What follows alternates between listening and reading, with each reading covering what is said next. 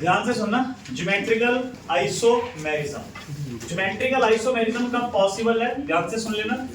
पहला कंडीशन क्या है बच्चों, ध्यान से सुना, कंडीशन लिख लेते हैं इसके लिए।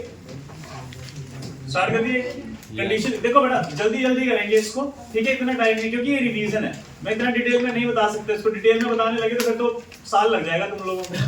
कंडीशन क्या है इसके लिए, ध्यान से सुनना। पहली होनी चाहिए restricted rotation. Restricted rotation first priority. Second priority क्या होता है बच्चों इसमें, एक्चुअली एरियल डिस्टेंस जो वो चेंज नहीं होता है, ठीक है। एरियल डिस्टेंस इसमें, सॉरी, एरियल डिस्टेंस जो वो चेंज होता है इसमें, एरियल डिस्टेंस चेंज होता है इसमें। तीसरा हमारे पास आता है, ध्यान से सुनो, ठीक है, एक ही ग्रुप के ऊपर दो सेम एटम नहीं हो सकते। हाँ वो करते हैं डिस्कस। एक ही ग्रुप के ऊपर, एक ही एटम के ऊपर, सेम कार्बन के ऊपर दो डिफरेंट ग्रुप नहीं हो, अब बोल रहा हूं, सेम कार्बन के ऊपर दो सेम ग्रुप नहीं होने चाहिए, समझ गए। अगर सेम ग्रुप हुए तो वो ज्योमेट्रिकल आइसोमेरिज्म नहीं शो करेगा, जनरली सिस और ट्रांस नहीं शो करेगा। समझ गए कि नहीं समझ गए, क्लियर है बात, पक्का। तो इसको अपनी लैंग्वेज में लिख सकते हो, क्या क्या लिखेंगे इसमें, different group of same carbon atom, different group on same atom चाहिए हमें, different group on same atom चाहिए। अगर सेम ग्रुप है, ध्यान से सुनो, अगर इसको मैं ऐसे लिखूं, डिफरेंट की जगह अगर मैं सेम डाल दूं यहां पे, तो same group on a carbon do not show geometrical isomerism. बस ये देखनी है आपको, ये तीन कंडीशन देखनी है और कुछ नहीं है, ठीक है। तो सबसे पहले आता है व्हाट इज रिस्ट्रिक्टेड रोटेशन। बच्चों फिर से सुन लेना, रिस्ट्रिक्टेड रोटेशन चाहिए। दूसरा एरियल डिस्टेंस चेंज होना चाहिए। तीसरा आपका same group on a carbon atom, carbon do not show geometrical isomerism. ये वाला पॉइंट याद रख लेना, इस पॉइंट से ज्यादा क्वेश्चन आते हैं, खास करके ये जो हमारे 11th वाले बच्चे हैं, इनको स्कूल में जो क्वेश्चन आता है वो यहां से पूछ लेते हैं वो, लेकिन कंपटीशन वालों को भी पता होना चाहिए। अब मेरी बात सुनो ध्यान से।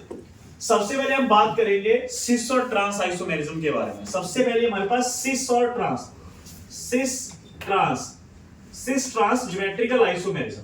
अब जरा ध्यान से सुनना, ये देखो, ये है एग्जांपल आपके पास ज्योमेट्रिकल आइसोमेरिज्म का, परफेक्ट एग्जांपल है ज्योमेट्रिकल आइसोमेरिज्म का। ध्यान से सुनना, ये देखो, रिस्ट्रिक्टेड रोटेशन का मतलब क्या है, वहां पे रोटेशन नहीं होनी चाहिए। या तो वो कंपाउंड साइक्लिक होगा तब रोटेशन नहीं पॉसिबल है, या फिर डबल बॉन्ड होना चाहिए वहां पे। ट्रिपल बॉन्ड में तो पॉसिबल ही नहीं है, ट्रिपल बॉन्ड में क्यों पॉसिबल नहीं, रोटेशन तो नहीं है, लेकिन बच्चों एटम ये क्या, तो वो क्या करेगा, सिस और ट्रांस, वो अलग प्लेन में जाएगा ही। इसमें देखो ध्यान से, अगर आप इसको घुमाओगे तो घूमेगा नहीं, रिस्ट्रिक्टेड रोटेशन है, ये देखो घूम फिर के वही आ जाएगा। तो क्या करना है आपको, देखो पहले तो वो सेंटर ढूंढना है, जीआई सेंटर ढूंढना है आपको। जीआई सेंटर मतलब जहां पे आपके पास डबल बॉन्ड लगा हुआ है कार्बन के बीच में, उसको बोलते हैं हम जीआई सेंटर। तो यहां पे ये देखो ध्यान से, जीआई सेंटर ये है, ये यहां पे डबल बॉन्ड लगा हुआ है, एक और दो डबल बॉन्ड लगा हुआ है। फिर आपने क्या करना है, आज फर्स्ट कंडीशन आज मिल गई, वहां पे हमें क्या थी फर्स्ट कंडीशन, रिस्ट्रिक्टेड रोटेशन मिल गई, रिस्ट्रिक्टेड रोटेशन। सेकंड देखो, सेकंड क्या करना हमने देखना है एरियल डिस्टेंस। अच्छा ना, ये बड़ा कंफ्यूजिंग पॉइंट होता है कई बच्चों के लिए, एरियल डिस्टेंस क्या। बच्चों ध्यान से सुनो, व्हाट इज एरियल डिस्टेंस, मैं आपको बताता हूं। एरियल डिस्टेंस जैसे ये है, जैसे मान लो आप इसको और इसको देखो बच्चों, ये मान लो आपके पास अलग ये और ये सेम एटम है, जैसे CH3 मान लो, ये CH3 और ये भी CH3 और ये H है और ये H है, ये आपके पास CH3 है और ये H है, इनके बीच का पहले डिस्टेंस ऐसे है। आपने क्या करा, इसको देखो, इसको ले गए आप नीचे को,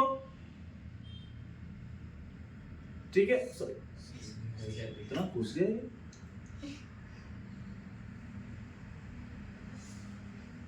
इसको ले गए आप नीचे को, ये देखो इस तरह से, और ये आ गया ऊपर। तो देखो पहले CS3, पहले H जो वहां पे था उसके बीच का डिस्टेंस, और अभी उस H के साथ का डिस्टेंस क्या हो गया, चेंज हो गया। हुआ कि नहीं हुआ? This is called aerial distance.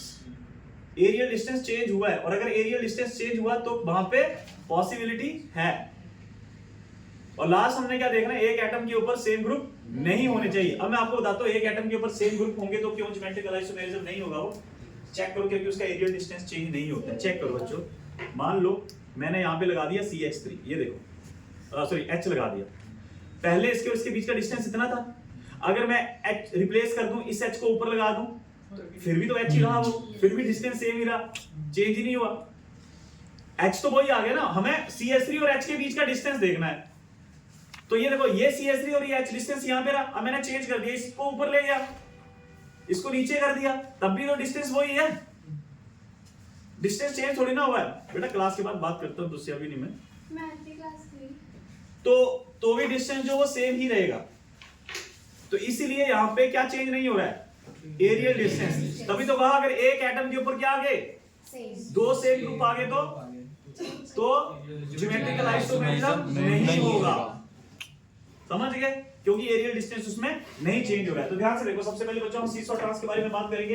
देखो ध्यान से, सिस एंड ट्रांस, समझ रहे हो? Cis and trans. तो सिस क्या होता है, देखो बच्चों देखो, सबसे पहले आपने डबल बॉन्ड लगाया, ठीक है, ये देखो इधर CH3 आपने लगा दिया, इधर H आपने लगा दिया, इधर आपने CH3 लगा दिया, इधर आपने H लगा दिया, ठीक है। जब बच्चों दो सेम ग्रुप, कोई भी दो सेम ग्रुप अगर एक तरफ हो तो उसको बोलते हैं हम cis form. This is cis form.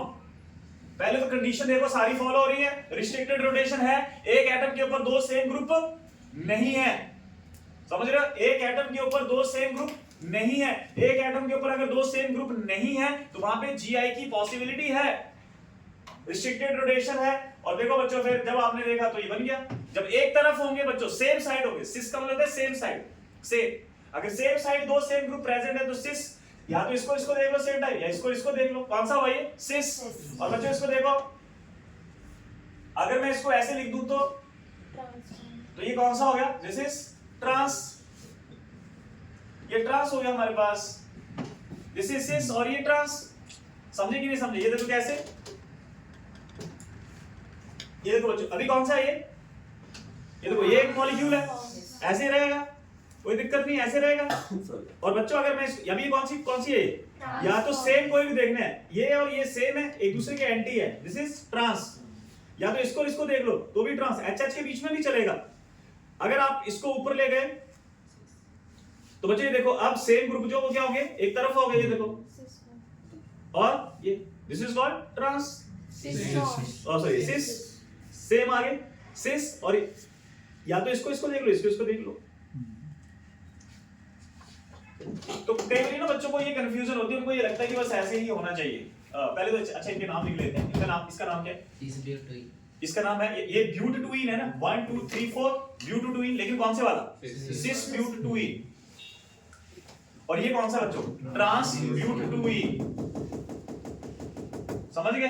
अच्छा, ये ना इसका जो स्ट्रक्चर होगा, ध्यान से सुनना, इसका जो स्ट्रक्चर होगा ज्यादा सिमेट्रिकल है इसका, क्योंकि रिपल्शन कम है, इसलिए इसका मेल्टिंग पॉइंट ज्यादा है। ट्रांस का मेल्टिंग पॉइंट ज्यादा होता है। बॉइलिंग पॉइंट डिपेंड करता है, बॉइलिंग पॉइंट डिपेंड करता है आपका वैन डर वाल्स फोर्सेस के ऊपर जनरली, और डाइपोल नेचर के ऊपर, पोलर डाइपोल इंटरेक्शन के ऊपर, मतलब वो वैन डर वाल्स फोर्सेस में आ जाता है। तो बच्चों यहां पे हम ये देखेंगे कि किसका डाइपोल मोमेंट ज्यादा है। इसका डाइपोल मोमेंट देखो किस तरफ रहेगा, ये इधर, ये भी इधर रहेगा, ये इस तरफ रहेगा। नेट मूवमेंट किस तरफ रहेगी, इस तरफ। इनकी मूवमेंट देखो, ये इधर कैंसिल आउट, ये इधर कैंसिल आउट। इसका म्यू कितना आया, 0, इसका म्यू 0 नहीं आ रहा है। तो डाइपोल मोमेंट किसका ज्यादा हुआ, ज्यादा पोलर है, तो इसका बॉइलिंग पॉइंट ज्यादा होगा। तो फिजिकल प्रॉपर्टी में अगर पूछे किसका बॉइलिंग पॉइंट ज्यादा होता है, किसका बॉइलिंग पॉइंट, किसका बॉइलिंग पॉइंट ज्यादा होता है, ट्रांस का मेल्टिंग पॉइंट ज्यादा होता है। रीजन क्या उसके पीछे, मोर सिमेट्रिकल। क्लियर है बात? यस सर, समझ गए? Very good. अब आगे देखो क्या होगा अगर मैं यहां पे एक और ग्रुप चेंज कर दूं और मैं कुछ इस तरह से लगा दूं।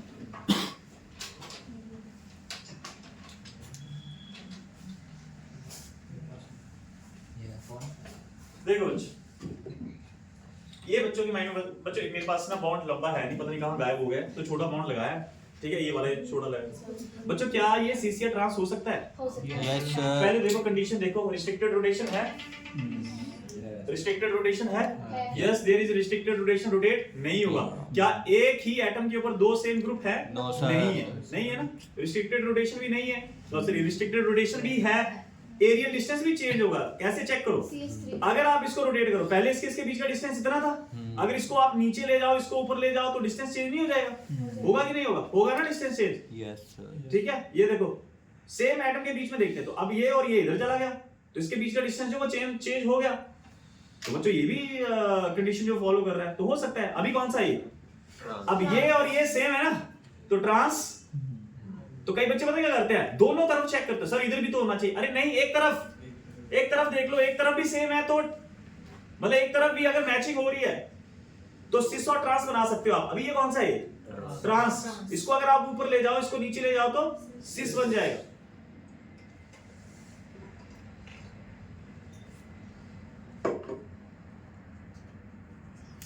ये देखो दिस इज सिस, इसको मत देखो आप, समझ गए?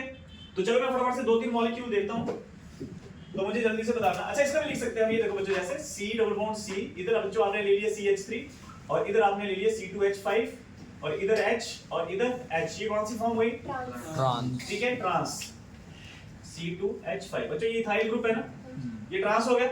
सिस बनाना तो उसका कैसे बनाएंगे? इधर H और इधर C2H5 और इधर CH3। तो बच्चों ये देखो ये दो सेम हो गए ना, सिस, ये ऑपोजिट आ गया ट्रांस, समझ रहे? तो डाइपोल मोमेंट किसका ज्यादा होगा वैसे देखा जाए तो? डाइपोल मोमेंट सिस का ही ज्यादा होगा। ट्रांस का जब सिमेट्रिकल होगा, बिल्कुल टोटली सिमेट्रिकल होगा, तब तो उसका जीरो होगा, लेकिन इस केस में जीरो नहीं है, पूरा नहीं कटेगा, समझ रहे? पर सिस का डाइपोल मोमेंट हमेशा ज्यादा होगा और ट्रांस का डाइपोल मोमेंट हमेशा कम होगा। क्लियर है इतनी बात? Very good.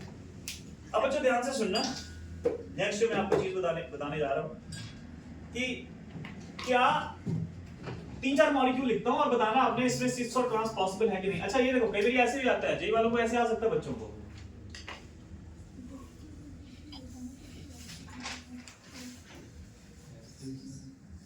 ये बताओ सेम कंपाउंड है, ठीक है? देखो ध्यान से सुनो, कई इसमें कंफ्यूज होंगे। अगर इसका आप थोड़ा सा इधर कार्बन इधर CH3 इधर क्या आया? H, इधर H, कौन सी फॉर्म? सिस।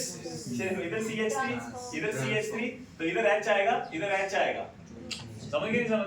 अच्छा ट्रिपल बॉन्ड में क्यों नहीं पॉसिबल है? एक ही प्लेन में, कहां से पॉसिबल है? रिस्ट्रिक्टेड रोटेशन है, रोटेट नहीं होगा, लेकिन जरूरी थोड़ा ना कि जहां पे रोटेट नहीं होगा तो ज्योमेट्रिकल आइसोमेरिज्म बन जाएगा उसका। एरियल डिस्टेंस क्या वो रहेगा एक प्लेन में, चेंज नहीं हो रहा, प्लेनिंग डिफरेंट होता जा रहा है, समझे कि नहीं समझे? तो बच्चों इसमें ज्योमेट्रिकल आइसोमेरिज्म नहीं है। अब मैं आपको एक और कंपाउंड देता हूं और पहचानना, मैं तीन चार कंपाउंड लिख रहा हूं और आपने बताना है कि इनमें से कौन ज्योमेट्रिकल आइसोमर है, कौन कौन नहीं है, ठीक है? पहला किसका ज्योमेट्रिकल, मतलब किसका सिस और ट्रांस बन सकता है। अच्छा कई बच्चे ऐसे होते हैं, सर इसका सिस बन रहा है लेकिन ट्रांस नहीं बन रहा। अरे जब अगर सिस होगा तो ट्रांस भी बनेगा, तो ऐसा नहीं कि सिस है और ट्रांस नहीं है, समझे? सिस होगा तो ट्रांस भी बनेगा, अगर नहीं है तो ना तो सिस होगा ना ही ट्रांस होगा। तो जैसे मैं एक क्वेश्चन देता हूं आपको बच्चों, C6H5 twice C double bond C और CCl और Br, पहला, ठीक है? दूसरा देखो बच्चों, C6H5 Cl C double bond C CCl2 नहीं बने, नहीं बनेगा, Cl2 तीसरा देखो, आगे दिखाओ ना, ऐसे हवा में बातें मत करो। C6H5 Cl double bond C CL Br, चलो बताओ इन तीनों में से कौन कौन सी कर रहा है, कौन ट्रांस कर रहा है? थर्ड कर रहा यहाँ है। पे थर्ड वाला कर रहा है। देखो पहली कंडीशन रिस्ट्रिक्टेड रोटेशन होना चाहिए, सब में डबल बॉन्ड है। कोई बात नहीं बच्चों ध्यान से सुनो, सब में रिस्ट्रिक्टेड रोटेशन है। सर कार्बन नहीं लगाया। अच्छा कार्बन लगाया नहीं है? हाँ। ओहो आंसर नो। हाँ सर होगा थर्ड वाला है। ठीक है पॉसिबल नहीं करेगा कंपाउंड बेंजीन के साथ डबल बॉन्ड कैसे हो जाएगा, फिर तो पॉसिबल नहीं होगा। सॉरी देखो बच्चों इसको देखो, ये रिस्ट्रिक्टेड रोटेशन मिल गई, हाँ जी। मिल गई रिस्ट्रिक्टेड रोटेशन। पर बच्चों दिक्कत ये है सेम ग्रुप कि एक कार्बन के ऊपर दो सेम ग्रुप आ गए। ये C6H5 क्या होता है? Phenyl group. C6H5 फिनाइल यानी कि बेंजीन। तो बच्चों ये देखो सेम ग्रुप आ गए, क्या चेंज नहीं होगा? एरियल डिस्टेंस चेंज नहीं होगा। तो no cis trans, no geometrical isomer. अगला देखो सेम रीजन है। इसका भी सेम है। हाँ। C6H5 तो आ गया, Cl है। C आ गया, इधर Cl इधर भी Cl, इधर C6H5 और इधर Cl Cl। नहीं है। बच्चे देखो बच्चे को सोची ये देखो सिस आ गया, ट्रांस भी हो गया। आ गया सिस आ गया, सर ट्रांस भी आ गया। आ गया। और सर देखो ट्रांस भी आ गया, एक ही कंपाउंड में सिस, एक ही कंपाउंड में ट्रांस। इस कंपाउंड का नाम सिस ट्रांस। तो बच्चों नो सिस ट्रांस, रीजन क्या था? रेजिस्टेंस चेंज नहीं होगा, सेम एटम के ऊपर क्या है? सेम कार्बन के ऊपर दो सेम ग्रुप हैं। ठीक है नेक्स्ट पे आओ, ये कर देगा, ये कर देगा, कुछ लग रहा है। इधर Cl आ गया, इधर Br आ गया, इधर C6H5 आ गया और इधर Cl आ गया। ये देखो ये आ गई ट्रांसफॉर्म। और ऊपर नीचे कर दो तो अगर इसको Cl को ऊपर ले जाऊं, उसको नीचे कर दूं तो Cis-form। यस और नो? Yes, sir। हो गया। तो ये सिस और ट्रांस है हमारे पास, हो जाएगा। Yes sir. दिक्कत होगी इसमें? Very good. बच्चों बताओ मेल्टिंग पॉइंट इसका ज्यादा, फटाफट से लिख लो, लिख लो एक पॉइंट लिख लो, melting point trans, melting point trans का ज्यादा, boiling point boiling point cis का ज्यादा। ट्रांस का ज्यादा क्यों है? क्योंकि उसका स्ट्रक्चर ट्रांस का बॉइलिंग पॉइंट ज्यादा क्यों? Sorry dipole. सिस का बॉइलिंग पॉइंट ज्यादा क्यों? उसका डाइपोल मोमेंट ज्यादा होगा, पोलर होगा ज्यादा। तीसरा आपके पास आता है हमारे पास बच्चों सॉल्युबिलिटी, सॉल्युबिलिटी। ठीक है ठीक है, ले सिस की ज्यादा होगी, लिख लेना, लिख लेना। सॉल्युबिलिटी, विस्कोसिटी, रिफ्रैक्टिव इंडेक्स तीनों ही सिस का ज्यादा होगा। बच्चों सॉल्युबिलिटी, सॉल्युबिलिटी, विस्कोसिटी और रिफ्रैक्टिव इंडेक्स तीनों किसका ज्यादा होगा? सिस का। स्टेबिलिटी किसकी ज्यादा है? ट्रांस की ज्यादा है। रिपल्शन तो लिख रहे हैं ना स्टेबिलिटी ट्रांस, स्टेबिलिटी ट्रांस की ज्यादा। रीजन क्या है उसके पीछे? Less repulsion. ठीक है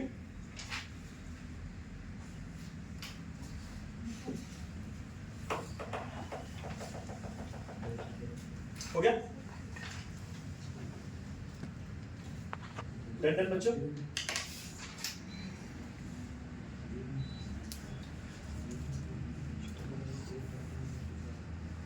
डन। अब मैंने कहा था कि रिस्ट्रिक्टेड रोटेशन की जब बात हो रही है तो इसका मतलब है, ध्यान से सुनो, जब रिस्ट्रिक्टेड रोटेशन की बात हो रही है तो ये तो बाकियों में भी पॉसिबल है ना। इसमें चेक कर लेते हैं वाला क्या इसमें ज्योमेट्रिकल आइसोमेरिज्म हो सकती है। ये देखो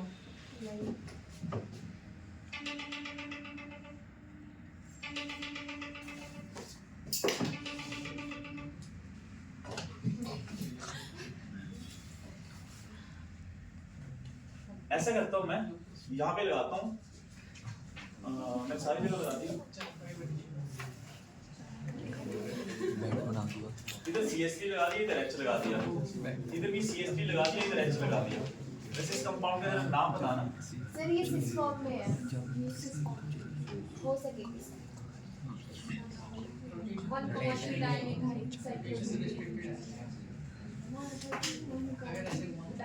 हाँ बताओ ये सिस फॉर्म में बच्चों, सिंपल सा साइक्लो कंपाउंड है। काउंटिंग करते चुप करेंगे, यहां से कर दिए तो 1 2 3 3 पे आ रहा है। 1, 2 डाइमिथाइल। हेलो हेलो रोटेशन है, ये देखो अगर मैं इसको घुमाऊं तो घूमेगा, नहीं रिस्ट्रिक्टेड रोटेशन नहीं ना। अब मान लो ये CH3 है, ठीक है, और यहाँ पे भी CH3, कौन सी हुई? सिस। अगर इसको नीचे कर दूं तो सिस ट्रांस हो गया कि नहीं हो गया? तो रिस्ट्रिक्टेड रोटेशन है, एरियल डिस्टेंस चेंज होगा। तो बच्चों साइक्लिक कंपाउंड में भी क्या पॉसिबल है? सिस ट्रांस पॉसिबल है, ज्योमेट्रिकल आइसो में पॉसिबल है। तो यही हमने करा और कुछ नहीं करा। ये देखो ये कौन सा होगा फिर? सिस। बच्चों ये ऐसे होगा, ऐसे होगा ये प्लेन में, ये देखो। अगर ज्यादा बढ़िया से समझना है तो ऐसे समझो फिर इसको। ये जैसे मान लो ये ब्लू वाले जो हैं ये वो हैं आपके CH3, ये देखो एक यहाँ पे लगा है और एक यहाँ पे लगा है, ये देखो ये सिस हुआ। और नीचे क्या है? हाइड्रोजन है ये मान लो ये नीचे हाइड्रोजन है, तो एक हाइड्रोजन है और ऊपर क्या लगा हुआ है? नीचे डिफरेंट भी हो तो भी कोई दिक्कत नहीं है, सिस तो है ही ऊपर को। इसको नीचे कर दूं तो क्या आ जाएगा? ट्रांस हो जाएगा, बात खत्म। एक्चुअली इसको देखो आप साइक्लिक कंपाउंड को तो ऐसे दिखेगा ये वाला, तो इसको ऐसे कर दो, ये देखो सिस ट्रांस। समझ गए कि नहीं समझे? तो साइक्लिक में भी पॉसिबल है कौन सा? सिस और ट्रांस, ठीक है। बना सकते कि नहीं बना सकते हो? तो ऐसे तो फिर इसमें भी पॉसिबल हो जाएगा। नहीं इसमें नहीं है। क्यों नहीं पॉसिबल हो जाएगा? HCOOH HCOOH, ये कौन सा फॉर्म हुई? Cis form.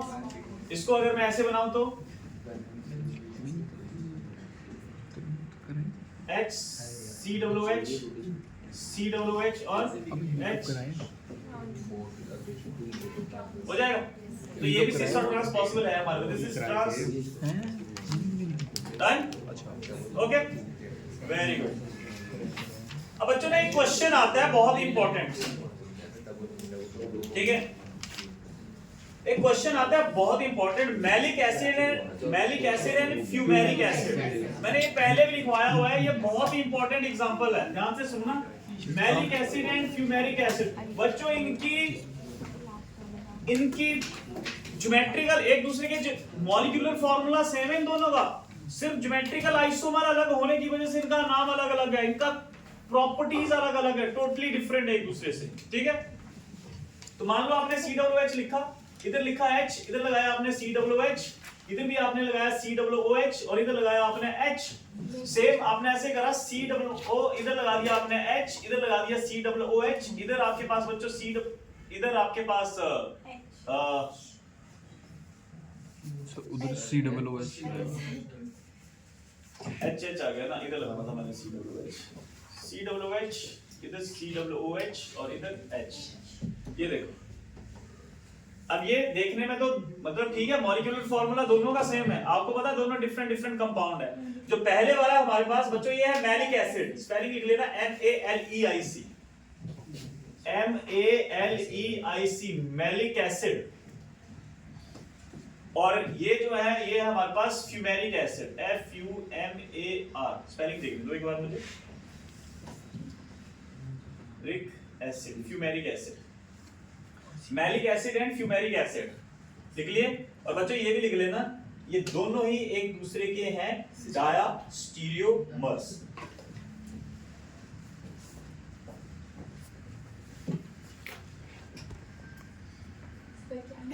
डायस्टीरियोमर्स आगे पढ़ेंगे, डिस्कस करेंगे डायस्टीरियोमर के बारे में। डायस्टीरियोमर्स करेंगे, आगे डिस्कस करेंगे डायस्टीरियोमर्स के बारे में डिटेल में बताऊंगा, बस इसको याद रख लेना आप लोग।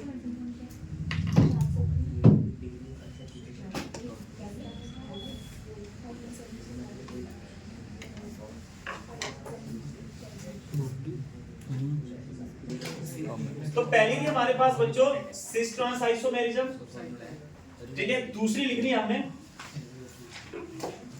लिखो बी पार्ट लिखो, इसमें लिखो geometrical isomerism in compounds containing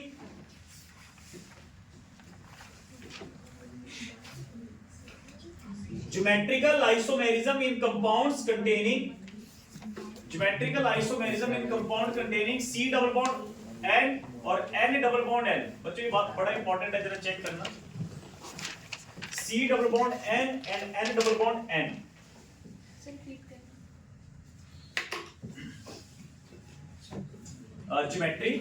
geometrical isomerism in compounds containing C double bond N and N double bond N।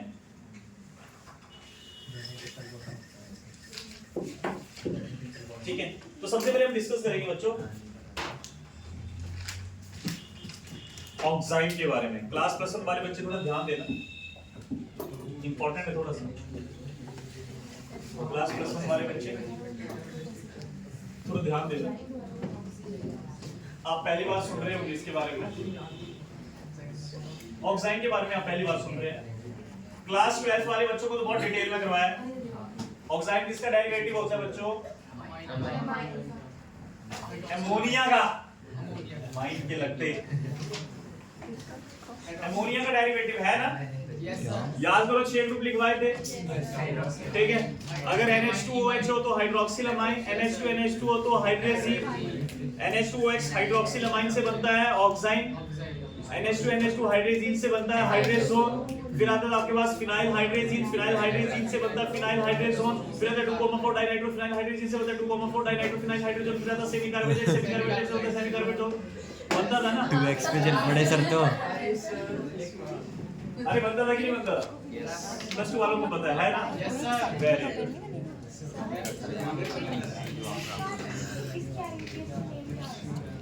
इसका कार्बोक्सिलिक एसिड दोनों बाहर रहेंगे ना, तो 1,2 di carboxylic acid propane, propane 1,2 di carboxylic acid. जब कार्बन चेन के बाहर होता है COOH ग्रुप और चेन में नहीं कंसीडर होता है, तब उसको ओइक नहीं बोलते, तब उसको कार्बोक्सिलिक एसिड बोलते हैं। वेरी इंपॉर्टेंट रूल है, लिखवाया हुआ है। और एक्ट वो सेकेंडरी स्विच की तरह करता है, समझ गए? तो बच्चों जरा ध्यान से सुनो, ऑक्साइड क्या होता है? बाद में कर लेंगे डिस्कस उसको, नाम बाद में डिस्कस कर लेंगे। बच्चों ध्यान से सुनो, इधर ऑक्साइड, क्लास प्लस 1 वाले बच्चे ध्यान से सुनना, ऑक्साइड क्या होता है? ठीक है बच्चों, अगर आप किसी भी कार्बोनाइल ग्रुप को, स्पेशली एल्डिहाइड कीटोन को, मतलब कार्बोनाइल ग्रुप एल्डिहाइड कीटोन को ही बोलेंगे, इसको अगर आप रिएक्ट करवाते हो किसके साथ? एमोनिया का डेरिवेटिव, मतलब एमोनिया होता है NH3, उसका एक बॉन्ड रिप्लेस हो जाता है और यहां से रिप्लेस करा हमने उसको OH से, इसका नाम होता है बच्चों हाइड्रोक्सिल अमाइन, हाइड्रोक्सिल अमाइन। और ये कोई कार्बोनाइल कंपाउंड है। इसको जब आप रिएक्ट करवाओगे तो देखो क्या होगा। इसको सिंपली रिएक्शन को समझने के लिए आप इतना याद रखो कि यहां से ये O और H जो है वो एज अ वाटर बाहर निकल जाएगा, -H2O, एंड आपके पास जो कंपाउंड बनेगा जरा चेक करना, वो कंपाउंड बनेगा C डबल बॉन्ड N, ठीक है। और इधर है बच्चों आपके पास, और इसको सिंपली हम लिख देते हैं OH। This compound is called oxide, ठीक है, this compound is called oxide. अब ये ऑक्साइड या तो ध्यान से सुनो बच्चों एल्डोऑक्साइड होगा या फिर ये होगा कीटोऑक्साइड। ध्यान से सुनना, व्हाट इज एल्डोऑक्साइड? मतलब अगर ये कार्बोनाइल ग्रुप, अगर आपने एल्डिहाइड ले लिया, ध्यान से सुनो, एल्डिहाइड जैसे कि आपने C डबल बॉन्ड O और इधर आपने बच्चों H लिया और इधर लिया आपने CH3। अगर आपने इधर एल्डिहाइड ले लिया और फिर अगर आपने इसको NH2 के साथ रिएक्ट करवाया, लिखना चाहते तो लिख लेना, क्लास प्लस 1 वाले बच्चे प्लस 2 वाले भी लिख लेना। बाहर निकल जाएगा आपके पास वाटर मॉलिक्यूल, डबल बॉन्ड बनेगा आपके पास, तो बच्चों एक तरफ आएगा CH3 और एक तरफ आएगा H, और यहाँ पे बन गया डबल बॉन्ड और N, और आपके पास हो गया OH। तो ये जो ऑक्साइड बना, ये बना आपके पास एल्डो ऑक्साइड। एल्डो ऑक्साइड मतलब ये एल्डिहाइड का ऑक्साइड है, और इसकी IUPAC नेमिंग अगर हम करें तो ये बना था, जिससे बना होता था उसको लिख देते थे। अभी ये किससे बना है? इथेनॉल से, तो इसको आप सिंपली इथेनॉल ऑक्साइड लिख दो, या फिर इसको एसिटल्डिहाइड भी बोलते हैं, तो इसको हम एसिटल ऑक्साइड भी बोल सकते हैं। समझ रहे हैं ना? तो बच्चों इसका नाम आपके पास ये है, यानी कि हमारे पास एल्डो ऑक्साइड, एल्डो ऑक्साइड।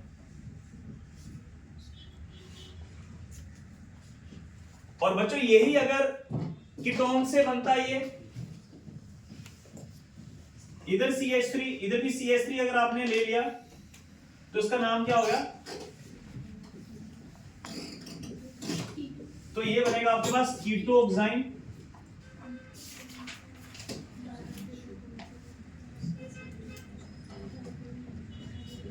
ये हुआ हमारे पास कीटोऑक्साइड, समझ गए?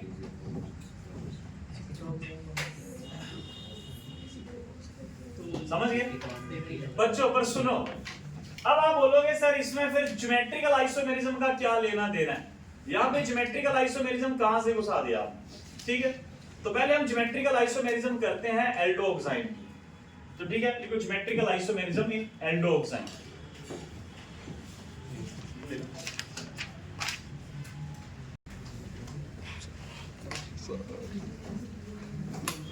लिख लिया ड्यू इधर ले हो गया। आज आगे जल्दी से, सबसे पहले किसमें देखना हमने? एल्डो ऑक्साइड में। हो गया बच्चों कई बार इसको इकट्ठा लिख दिया होता है तो टेंशन की जरूरत नहीं है। इसको ALDOOX मतलब एक O को हटा देते हैं तो सिंपली इसको एल्डोक्साइम भी लिख देते हैं। अभी मैंने तोड़ के लिख दिया एल्डोक्साइम, कोई प्रॉब्लम नहीं है। तो देखो ध्यान से सुनो, क्या करना है आपने एल्डोक्साइम में, कैसे पता लगाना है कि ये सिस है या ट्रांस है? पर बच्चों यहाँ पे सिस और ट्रांस नहीं आता है, यहाँ पे आता है एंटी और सिन। समझ गए? एंटी और सिन आता है यहाँ पे। सिन का मतलब सिस, एंटी का मतलब ट्रांस। एंटी समझ गए ना, ऑपोजिट। सिन मतलब सिन। ठीक है, तो देखो एल्डोक्साइम में क्या करना आपने, देखो आपने बनाया C डबल बॉन्ड और N था, और इधर बच्चों क्या था आपके पास CH3 था, ध्यान से सुनना, और इधर क्या था H था। आपने क्या करना है, ध्यान से सुनो, आपने क्या करना है, आपको पता है यहाँ पे एक लोन पेयर भी होता है, नाइट्रोजन के ऊपर लोन पेयर होता है कि नहीं होता है? तो यहाँ पे जो लोन पेयर है, अगर आपने इसको ऐसे लगाया, ऊपर वाली तरफ लगाया, और आपने OH नीचे लगाया, एल्डोक्साइम में हमेशा H और OH की रिस्पेक्ट में देखते हैं हम। किसके? ध्यान से सुनना, इन एल्डोक्साइम किसकी रिस्पेक्ट में? ठीक है, ठीक है, H एंड OH को ऑब्जर्व करेंगे अब। इन aldoxime observe H and OH। बच्चों इन एल्डोक्साइम किसको ऑब्जर्व करना है आपको? H एंड OH को। अगर H और OH दोनों सेम साइड है तो वो हुआ सिन। तो ये हुआ हमारे पास सिन, समझ गए?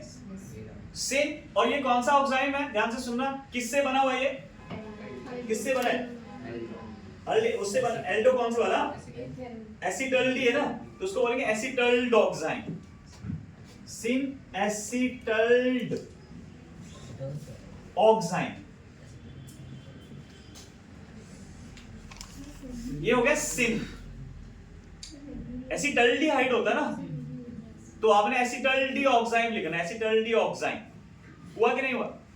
आपको इसके और इसके रिस्पेक्टिव। अब बच्चों इसको कैसे देख सकते हो? आप ध्यान से देखो, आप C double bond O N, अच्छा ये तो ऐसे रहेगा, इसको CH3 को इधर छोड़ो, H इधर। आपने क्या करा बच्चों? OH को ले गए ऊपर और लोन पेयर को कर दिया आपने नीचे। तो ये कौन सा हुआ? H और OH की पोजीशन को चेक करते, तो ये कौन सा होगा? एंटी। समझ गए? तो इसका नाम हो गया एंटी एसिटल्डी ऑक्साइड। सर इसको एसिटल इसलिए नहीं दे रहा बिकॉज़ एसिटल बन रहा ऊपर कंपाउंड में।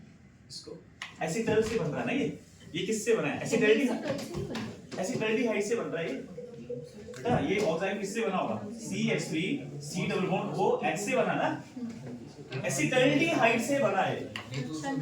हाँ नहीं बना किससे? ये एसिटल्डिहाइड से बना ना, इसलिए इसका नाम एसिटल्डी ऑक्साइड। समझ गए? क्लियर है?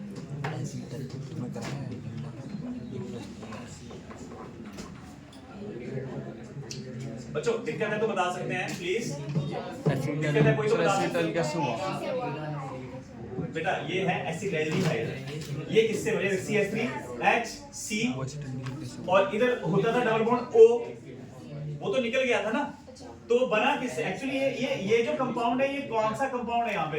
ये एसिटल्डिहाइड था ना, एसिटल्डिहाइड से, एल्डिहाइड से बना ना, ये एल्डोक्साइड है ना। और एल्डोक्साइड में किससे बना? ये कौन सा था? इथेनॉल था ना, इसको आप इथेनॉल ऑक्साइड लिख दो यार। समझ रहे हो? अगर जहां दिक्कत आ रही है इथेनॉल ऑक्साइड लिख दो इसको। समझ रहे हो? इथेनॉल ऑक्साइड लिख दो इसको अगर जहां दिक्कत आ रही है। नाम समझना है वहां पे आप। बच्चा हो गया सिस और एंटी। इसमें सिस जो है वो किसके रिस्पेक्टिव में आएगा, मतलब सॉरी सिन जो है वो किसका है, सिस का है, एल्डिहाइड था और एंटी जो है वो ट्रांस का है, वही उठाया हमने। पर एल्डिहाइड में किसके रिस्पेक्टिव में देखना है, H और OH के रिस्पेक्टिव में, समझ गए। अच्छा कल को ना बुक में ये ऐसे भी आ सकता है, आपको ध्यान से देखना, मतलब सॉरी बोर्ड में नहीं कॉम्पिटिटिव में ये ऐसे भी हो सकता है कि आपको ना ऐसे लिख दे वो, ये देखो ध्यान से देखो, उसने लिखा CH3 फिर इसने लिखा C, फिर इसने लगाया डबल बॉन्ड N, ध्यान से सुनना, और उसने क्या करा इधर लगाया आपके पास, इधर क्या ना था आपके पास H, और उसने क्या करा OH इधर लगा दिया। तो बताओ बच्चों अभी H और OH क्या है, सेम साइड पे, ऐसे भी आ सकते हैं, तो ये कौन सा हुआ, ये सेम ही हो। इसको अगर आप तोड़ के देखो जैसे मैंने लिखा है तो ये ऐसे तो बनेगा, कैसे CH3 C फिर डबल बॉन्ड N, यही है, और इसका जो है वो एक सी के साथ होगा सर। हाँ एक H आएगा ना, ये आ गया लोन पे इसका, हाँ और OH इधर आ गया, तो एक एच हो रहेगा। हाँ इसको थोड़ा ये, हाँ इसका थोड़ा बना देते इधर CH3 और ये H, अगर ये अगर ऐसे कर दिया वही तो है, सेम आ गया यहाँ पे ना, सेम ही है। तो अगर मतलब ये दोनों एक तरफ हुए तो उसको क्या बोल देंगे हम, सेम। इसको ऐसे भी दिखा सकता है वो, और इसका ट्रांस बनाना तो कैसे बताएगा वो, ट्रांस नहीं सॉरी एंटी एंटी। तो बच्चों OH कहाँ घुसा देगा वो, H तो इधर ही रहने दिया उसने, OH कहाँ कर दिया, इस तरफ कर दिया, ये लो हाँ एंटी हो गया। तो कल को अगर ऐसा आ गया तो कंफ्यूज मत होना, ये सर ने तो हमें ऐसे से करके करवाया था, लोड बेबी बनाया था, बड़ा अच्छा सा जूता सा बना के दिखाया था, है ना। यहाँ पे तो लोड है ही नहीं, तो ऐसे ही दिखा सकता है। हो गया, जाओ आप जाओ शिवम, आगे डेट दे किसी तारीख, मुझे तो भेजा था लेकिन मुझे अपना फोन दे ये लो। 12% बैठ अब उसने कहा अब क्या करोगे, 2-3 घंटे बड़े तो ध्यान दे लो। उसने कहा अब क्या करोगे, वहां तो H और OH को देख रहे थे, इसको कैसे पता लगाओगे, वहां पे तो रिस्पेक्टिव में देख रहे थे, नहीं H इसको तो कैसे देख सकते हैं, ये तो हमेशा एक ही एटम के ऊपर है ना, ज्योमेट्रिकल में हमेशा हम दूसरे उसको देखते हैं। तो बच्चों ध्यान से सुनो, इसकी कैसे आगे पीछे नेमिंग करती हैं। अभी OH और CH3 एक तरफ हैं, ठीक है, अभी OH और CH3 एक तरफ हैं, तो ये CH3 के रिस्पेक्टिव में तो हुआ क्या, सिन, लेकिन C2H5 के रिस्पेक्टिव में क्या ये एंटी। तो इसको क्या लिख सकते हैं हम, सिन, ये हुआ मिथाइल, मतलब सिन मिथाइल एल्डोक्साइन कॉमन नेम, ध्यान से सुन, कीटोक्साइन सॉरी, ये सिन है और किसका, मिथाइल के साथ सिन है, तो सिन मिथाइल कीटोक्साइन। और बच्चों इसको और करके सोचो, और क्या लिख सकते हो आप, तो C2H5 के रिस्पेक्टिव में क्या है ये, क्या है ये एंटी, तो इसको बोलेंगे एंटी इथाइल कीटोक्साइन, ऐसे करके इसका नाम लिख सकते हैं। हाँ तू बोल, क्या बोल रहा है, सर अगर एसीटोन हुआ तो एसीटोन कैसे शो करेगा, नहीं होगा, एक कॉमन सेंस यार, ज्योमेट्रिकल आइसोमेरिज्म से पहले लिखवाई 3 कंडीशन, एक एटम के ऊपर 2 सेम ग्रुप नहीं हो सकती। इसका ये था बच्चों, इसका अपना वो OH, इसका ये था बच्चे का कि सर अगर इधर CH3 आ जाए तो होगा ही नहीं, क्यों नहीं करेगा ज्योमेट्रिकल आइसोमेरिज्म, सेम एटम के ऊपर। अब आप डिस्टेंस चेंज करके देखो ना, सेम ही रहेगी, एरियल डिस्टेंस तो चेंज ही नहीं हो रहा। चलो हो गया, ठीक है, चलो इसका नाम बताओ, फिर इसका नाम बनाना है तुम लोगों ने, मान जाऊंगा अगर इसका नाम बता दिया तुम लोगों ने, ठीक है। C6H5 C double bond N, और इधर CH3, मेरा मन करा मैंने OH ऊपर लिख दिया, अब बताओ लो क्या क्या क्या क्या, हमारा फुफड़ा है हेक्साइल, हेक्साइल है उसकी C6H5,